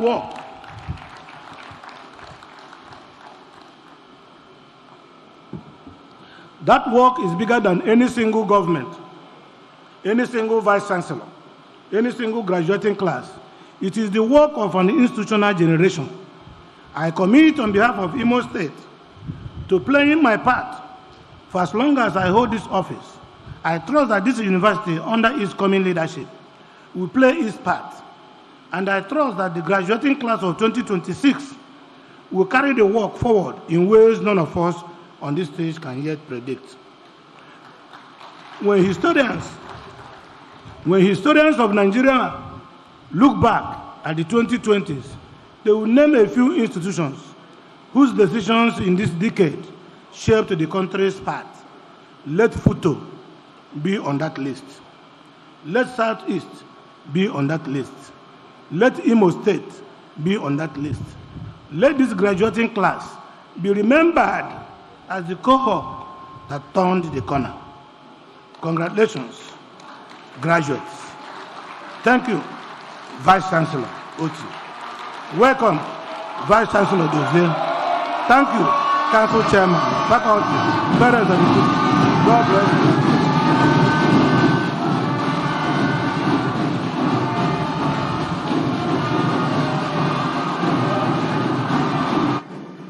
Thank you, His Excellency. Thank you, Onwa. Thank you, Onwa Yoko. Thank you so much, sir. Thank you. Thank you. This rousing ovation and standing ovation is well deserved. Thank you. What a lecture. Thank you. Thank you. Nance, thank you. His Excellency, we appreciate you. What a lecture. That lecture is for the highly cerebral. Thank you so much. Thank you. We don't know what else to say. He was quite in-depth. He was robust, yet void of any form of convolution and ambiguity. And that lecture, to say the least, is profoundly enlightening. Thank you. Thank you. Thank you, sir. Thank you so much, sir. Thank you, His Excellency. We appreciate you. We thank you. Quite profoundly enlightening and thought-provoking. We thank you. You took us all around the world, from America to North America, to the Asian world, to Europe. You come back to our continent. You went again all around, taking us around, very knowledgeable. His Excellency, placing my hand on the leg of the VC, we want to tell you that you actually belong to the classroom. Thank you so much, sir. We appreciate you. That was quite robust. The SWOT analysis was clear. He started from the strength to the weaknesses, to the opportunities, and ended with the threats. Thank you. We can't thank you enough. We appreciate you, sir. We appreciate you. Thank you. Thank you.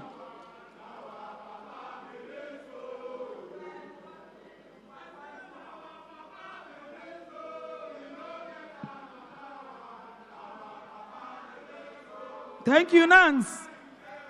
Thank you, Nance.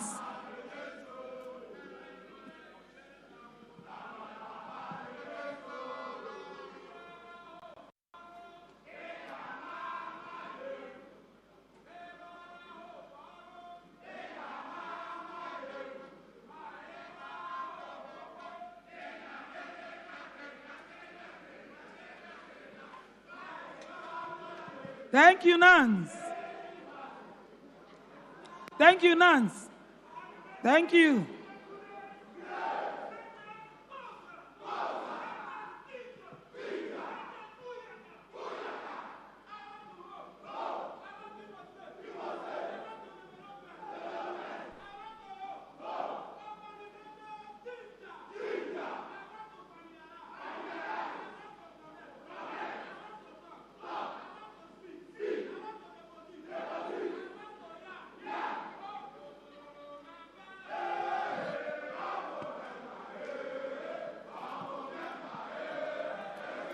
Thanks, Nance. Thank you, Nance.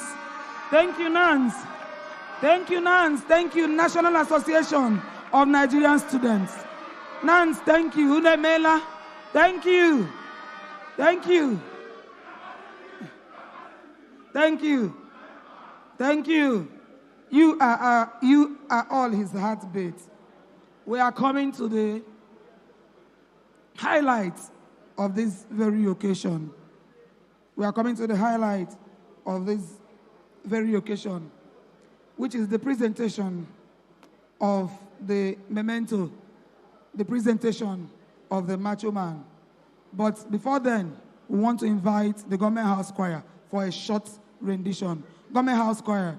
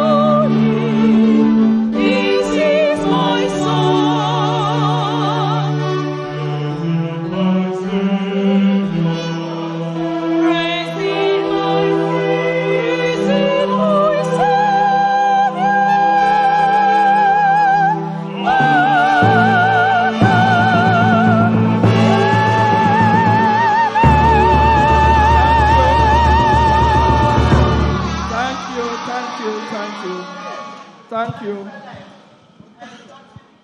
My Vishima, thank you. Sorry.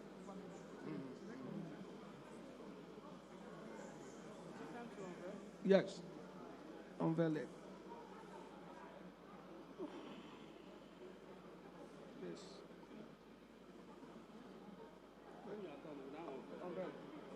My Vice Chancellor, ma.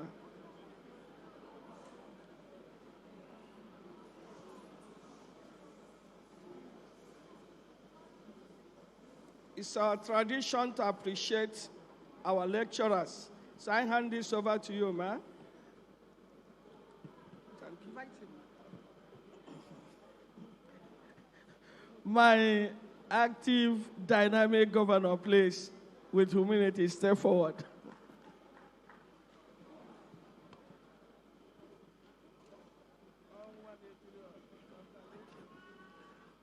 On behalf of the council, convocation, congregation, staff and students of the greatest University of Technology in Nigeria, I present this memento to His Excellency, my brother, my friend, and the distinguished. In fact, my song calls him like this: we have hope in hope. We present this memento, sir, to you as, come and hold for me, as a keepsake to remember this day that you served as the 38th convocation lecturer of Futo. Congratulations, sir. Thank you. Congratulations. Congratulations.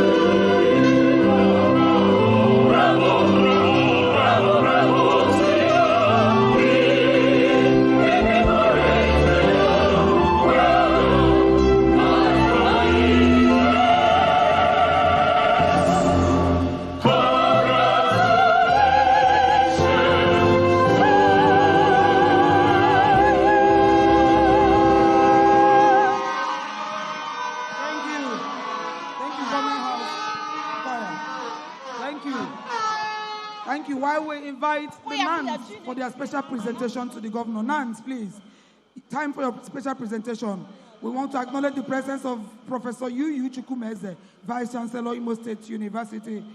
We also want to recognize Professor C.C. Eze, Vice Chancellor, Imo State University of Agriculture and Environmental Sciences. Professor Jude Obulie, Deputy Vice Chancellor, Kingsley Ozumba Mbadiwe University.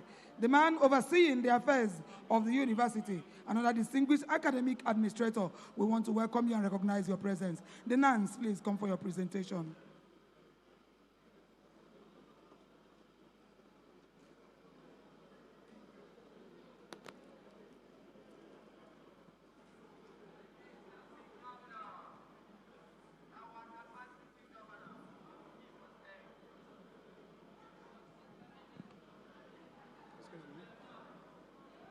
Who is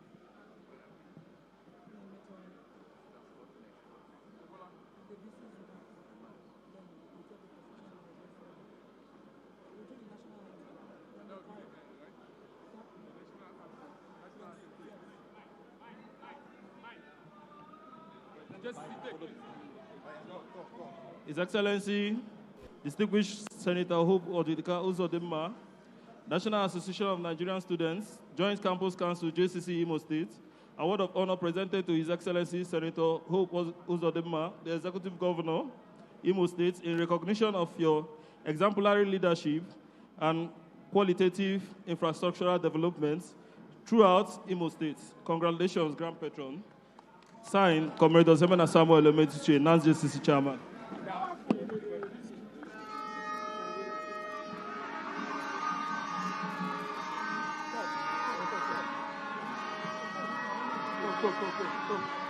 His Excellency, the National Association of Nigerian Students also want to present a gift to you, the Bible, in recognition for your strength, your good leadership in infrastructural development throughout the states, and your exemplary leadership, sir. We appreciate you.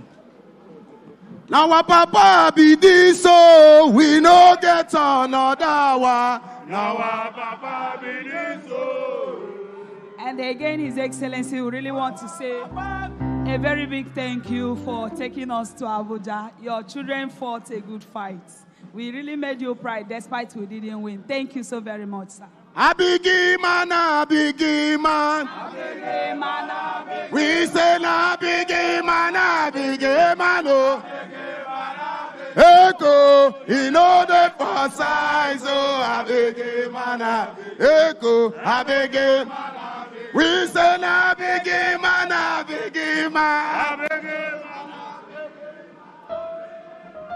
NANs, thank you. NANs, thank you. NANs, thank you. NANs, thank you. NANs, thank you. In as much as the governor is here, it's still a university activity. Thank you. Thank you. We are almost coming to the end of this program.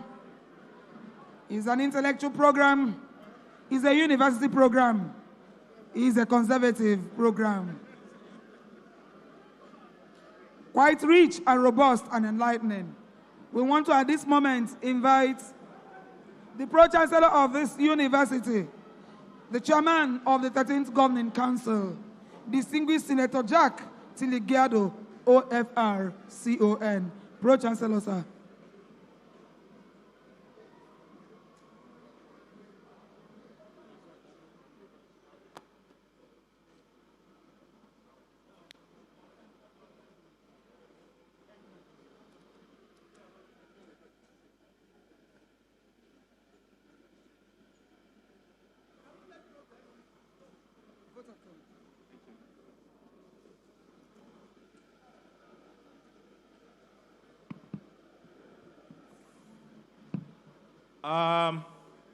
May we have some quiet, please?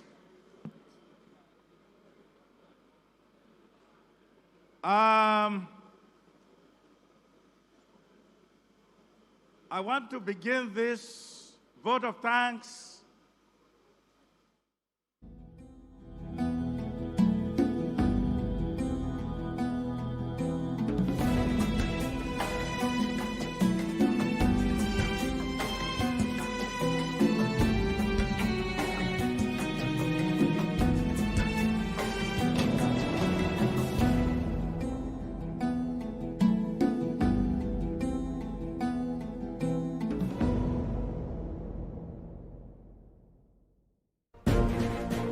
Welcome back from the live telecast. We'll now continue with our regular programs. Stay tuned.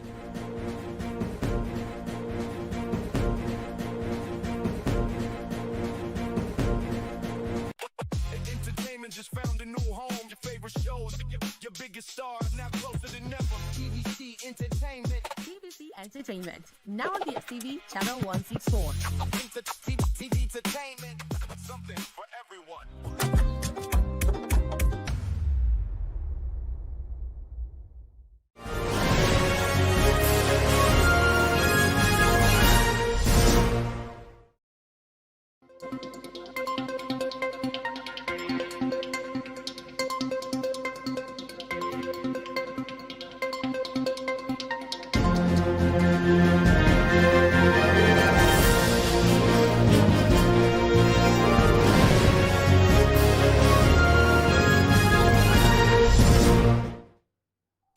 Hello everyone, thanks for joining us on TVC News at 4. I am Precious Amayu.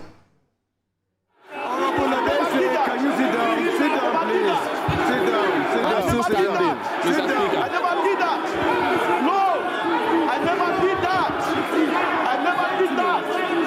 No. Mr. Speaker, I never did that. Nobody will tell me to sit down.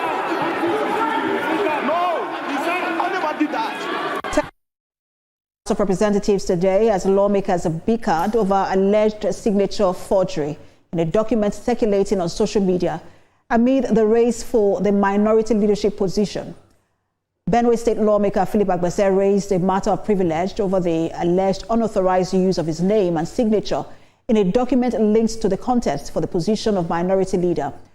Ms. Agbese insisted that a document circulating online falsely enlisted him among lawmakers backing the candidature of the member representing Idiato Federal Constituency of Imo State, Ikenga Oguchiri, for the office. He maintained that he neither authorized nor endorsed any document nominating a candidate for the position.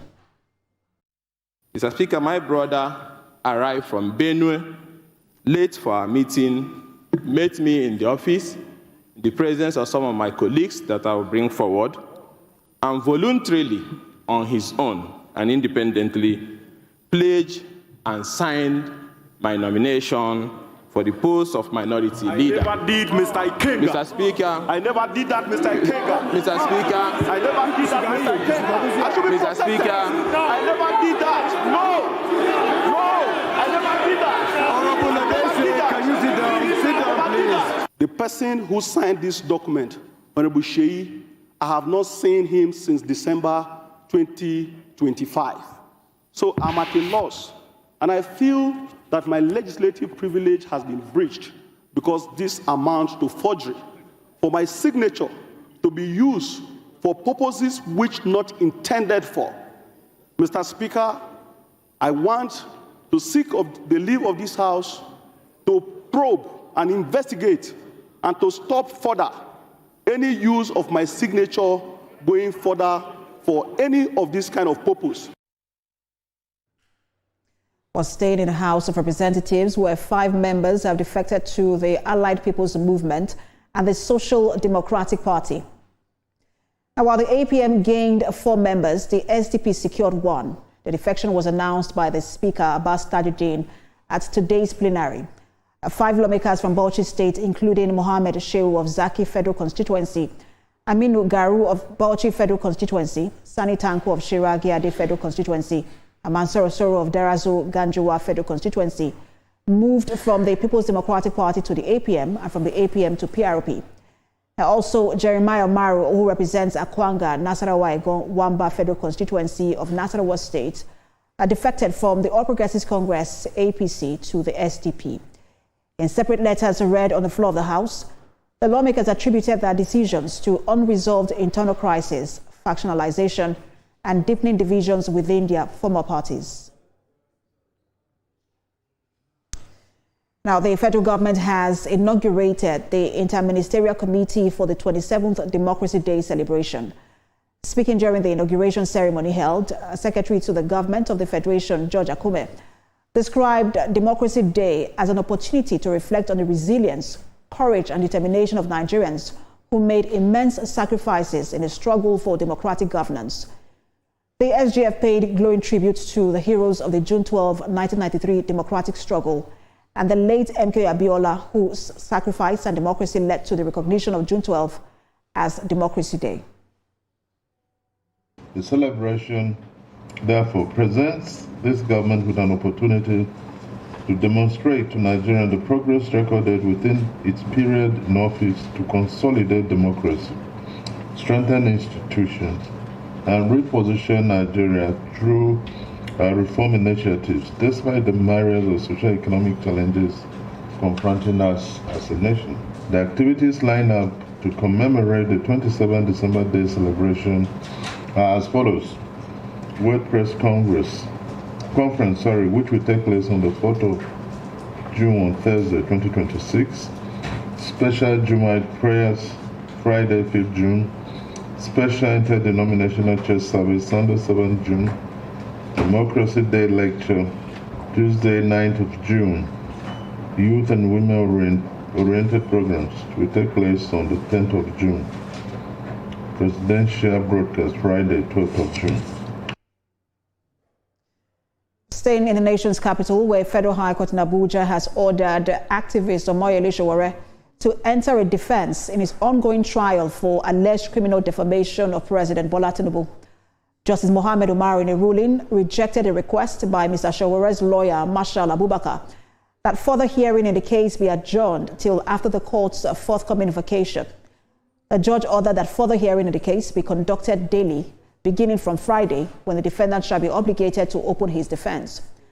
At the resumed sitting, prosecuting counsel Akinlolu Kehinde said the case was fixed for the 4th of June to get the Chief Judge's response to a 19th May letter from Sowore, requesting that the case be assigned to another judge.